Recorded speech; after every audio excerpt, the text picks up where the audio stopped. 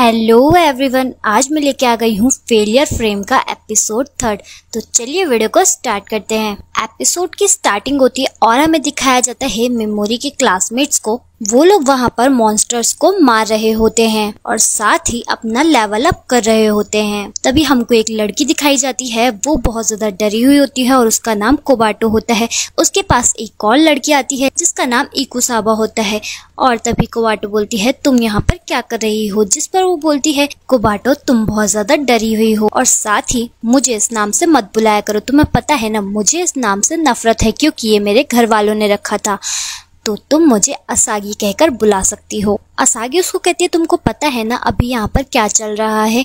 अगर हम लोग जितना ज़्यादा एफर्ट लगाएंगे उतना ज़्यादा हम लोग इस मुसीबत से बाहर निकल सकेंगे। और वो उसको कहती है कि तुमको मेरी टीम ज्वाइन कर लेनी चाहिए। तुमको पता है ना, जो लोग टेस्ट को पास नहीं कर पा रहे हैं उनके साथ गॉडेस क्या कर रही है। तभी वो लड़कियों को कहकर वहाँ पर एक मॉन्स्टर को बुला देती है और उसे कहती है कि तुमको इसको मारना होगा, वरना तुम्हारी हालत भी मेमोरी की तरह ही हो जाएगी। जिस पर फिर वो लड़की हिम्मत कर कर और उस मॉन्स्टर को मार देती है। असागी कहती है, क्या बात है, तुमने बहुत बढ़िया किया, तुम मेरी टीम में आने के लिए तैयार हो। इसी के साथ सीन चेंज होता है और हमें दिखाया जाता है सुगे का सीन। सुगे वहाँ पर काफी दिनों बाद शायद तक नींद से उठी होती है और वो देखती है कि वो कहाँ आ गई। तभी वो जाती है गॉडेस के पास और उसे कहती है, मुझे आपसे कुछ पूछना है। गॉडेस कहती है, हाँ जरूर बताओ ना। वो उसको कहती है कि आपने मेमोरी के साथ ऐसा क्यों करा। जिस पर वो बोलती है, क्योंकि ये रूल है और मुझे रूल को फॉलो करना ही होगा। सुगे कहती है कि ये बहुत ज्यादा गलत कर रही हो आपको ऐसा नहीं करना चाहिए। गॉडेस कहती है कि ये रिचुअल्स पहले से बने हुए हैं तो मैं इन रिचुअल्स को चेंज नहीं कर सकती हूँ और सबकी ओपिनियन लेकर नहीं चल सकती हूँ। साथ ही आप इतने दिनों बाद उठी हैं तो आपको नहीं मालूम है कि कितने सारे लोग अब तक जान गंवा चुके हैं जो लोग मेरे टेस्ट में पास नहीं हुए हैं। तो सुगे कहती है, अच्छा ठीक है, तो एक काम करती हूँ, आपको सिर्फ एस रैंक के हंटर्स चाहिए ना, जो लोग ताकतवर हो। जिस पर वो बोलती है कि हाँ, और फिर वो कहती है कि मैं उन कमज़ोर लोगों की मदद करूंगी। वो लोग अगर अपना टेस्ट पास नहीं कर पाएंगे तो मैं उनका जो काम है उसको पूरा करूंगी। इसी के साथ आपको उन्हें फिर नहीं मारना होगा। जिस पर वो कहती है कि अरे वाह, मुझे एक एस रैंक से यही उम्मीद थी और सॉरी मैंने आपको उस वक्त पंच कर दिया, लेकिन सिचुएशन की वजह से मुझे आपको पंच करना पड़ा था। और वो कहती है कि चलिए मुझसे हाथ तो मिला लीजिए। और फिर सुगे उससे हाथ मिला लेती है और कहती है कि मैं सिर्फ ये लोगों को बचाने के लिए कर रही हूँ। तभी फिर हमको एक सीन दिखाया जाता है जहाँ पर एक लड़की एक ब्लैक कलर का जैकेट पहनकर भाग रही होती है और शायद उसके पीछे कोई लगा होता है। तभी वहाँ पर कुछ लोग दिखाए जाते हैं। एक होता है सॉर्ड गॉड मैग्स ब्लेडेन और वो कहता है कि कहाँ तक बच के जाओगी प्रिंसेस नाइट, मैं तुम्हारे को पकड़ ही लूंगा। साथ ही दूसरा आता है, उसका नाम आसुरा होता है और एक और पर्सन होता है जिसका नाम जिबोने सेंगेई होता है और उनकी टीम में 2 लोग और होते हैं। एक होता है जरास। इन 5 का जो टीम का नाम है वो है दी हॉली वॉचर्स और इन सभी को देखकर ऐसा लग रहा था कि ये लोग बहुत ज्यादा खतरनाक है और उस लड़की के पीछे पड़े हुए हैं।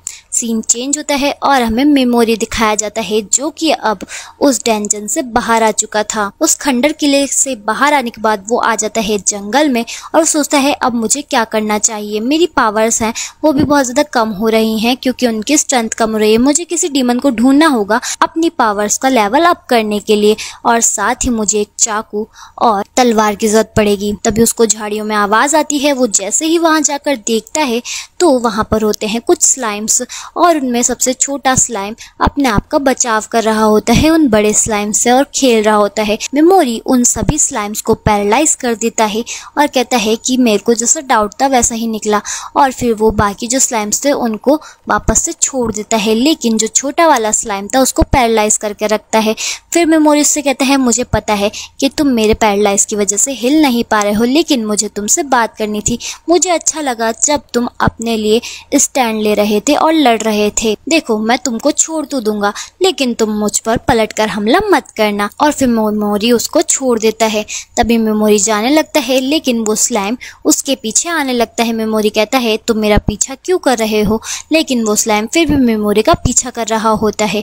फिर मेमोरी उसको अपने साथ रख लेता है और कहता है कि ओके, तुम मेरे साथ रह सकते हो, तुम मेरी जैकेट के पीछे रहोगे तो तुम पीछे से सब कुछ देख पाओगे, और साथ ही अब मेरे पास पीछे भी 2 आंखें हो गई हैं। तुम मेरा साथ दोगे ना पिगी मारू? स्लाइम आवाज करने लगता है, जिस पर वो कहता है कि अब से तुम्हारा नाम पिगी मारू है। फिर वो दोनों आगे बढ़ जाते हैं। तभी दिखाया जाता है जो प्रिंसेस नाइट थी उसके पीछे वापस से वो चारों लोग होते हैं। प्रिंसेस नाइट बोलती है अब शायद मुझे इसका यूज करना ही होगा, और फिर वो अपनी तलवार निकाल कर वहां पर मैजिक करने लगती है और कहती है कि स्प्रेड रेगेलिया। जैसे ही वो पीछे मुड़कर देखती है उसके पीछे कोई नहीं होता है, और हमें दिखाया जाता है वो जो हॉली वॉचर्स होते हैं वो सभी लोग होते हैं मेमोरी के पास, और वो मेमोरी के कहते हैं कि हमें एक नया बकरा मिल गया है, चलो अपना सामान यहाँ पर रख, यहाँ से निकल लो। जिस पर मेमोरी कहता है मेरे पास कुछ भी नहीं है। वो लोग कहते हैं कि हमें उस लड़की को पहले पकड़ना चाहिए। उनमें से एक कहता है कि नहीं नहीं, पहले इसका तो मजा ले लें, उसके बाद उस लड़की को पकड़ेंगे। वो लोग उस लड़की की बातें कर ही रहे होते हैं,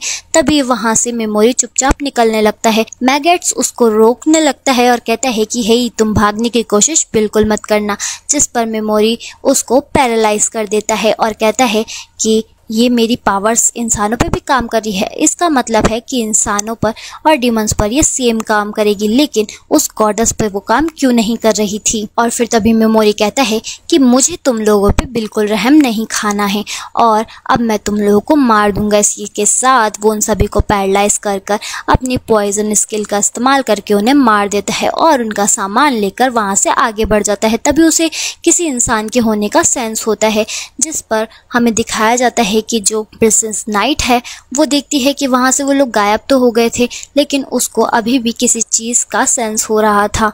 और फिर उसके पीछे से मेमोरी आता है। वो मूर्ति है, लेकिन मेमोरी उसको पैरालाइज कर देता है और कहता है कि हे हिलना मत, मैं देखो तुम पर हमला नहीं करूंगा, लेकिन मुझे पहले तुमसे थोड़ी देर बात करनी होगी, क्योंकि मुझे नहीं लग रहा है कि तुम बुरी हो। लेकिन वो अपना मुंह नहीं चला पा रही होती है, जिस पर मेमोरी कहता है कि ठीक है, मैं तुम्हारे माउथ से पैरालाइज हटा रहा हूँ। और वो उसके माउथ से पैरालाइज हटाता है तो वो कहती है अरे तुम्हारी पावर्स तो सच में कमाल की हैं। मेमोरी कहता है कि ठीक है, अब तुम मेरे सवालों का जवाब दोगी तभी मैं तुमको छोड़ूंगा। वो कहती है ठीक है, मैं तुम्हारे सवालों का जवाब दे दूंगी, लेकिन इससे पहले मुझे एक चीज कंफर्म कर लेने दो।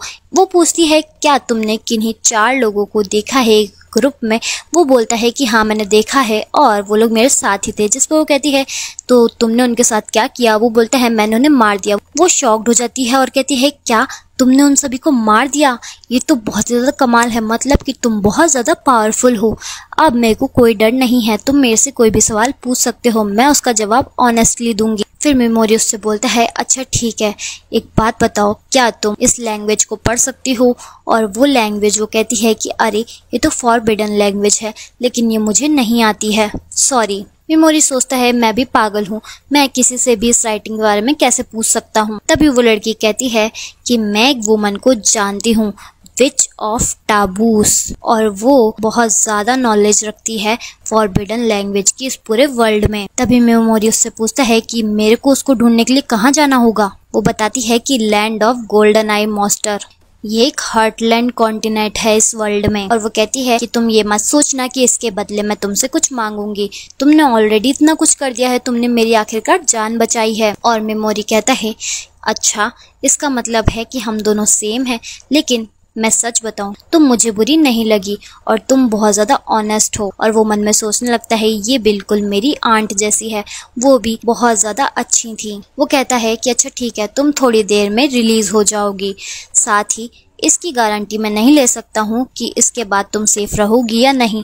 वो कहती है अरे कोई बात नहीं, मैं थोड़ी देर में रिलीज हो जाऊंगी और इसके बाद मैं अपने आप को सेफ रखूंगी, वैसे भी तुमने मेरी जान को उन लोगों से बचा लिया है। और मेमोरी वहां से जाने लगता है और कहता है ठीक है, मैं प्रे करूंगा कि तुम सेफ रहो। और फिर वो चला जाता है। इसके बाद उसके पीछे स्लाइम भी होता है। वो स्लाइम को कहता है तुम्हें क्या लगता है वो अच्छी लड़की थी? और वो कहता है अच्छा ठीक है, तुम मेरे पीछे बैठ जाओ और नजर रखना कहीं वो लड़की रिलीज होने के बाद मुझ पर पीछे से हमला ना कर दे। तभी स्लाइम उसके पीछे बैठ जाता है और इसी के साथ जो ये एपिसोड है वो यहीं पर एंड हो जाता है। अब देखना ये है कि मेमोरी के साथ आगे क्या होगा और क्या वो इस फॉरबिडन लैंग्वेज को समझ पाएगा, ये तो पता चलेगा नेक्स्ट एपिसोड में। अगर आपको ये वीडियो अच्छी लगी हो तो इस चैनल को सब्सक्राइब कर देना, वीडियो को लाइक कर देना और शेयर कर देना। नेक्स्ट एपिसोड के लिए नीचे वाली वीडियो पे क्लिक करें और इस एनिमे के सभी एपिसोड्स देखने के लिए ऊपर वाली वीडियो पे क्लिक करिए।